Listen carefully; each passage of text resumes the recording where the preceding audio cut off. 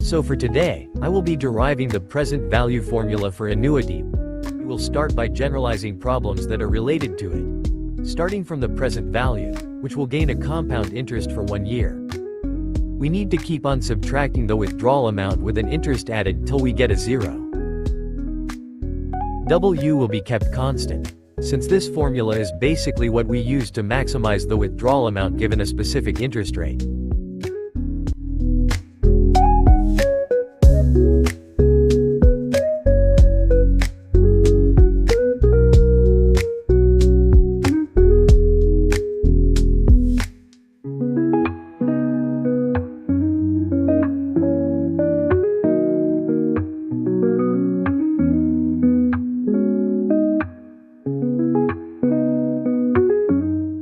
Then after some simplification, we will now need to transpose all W terms to the right side.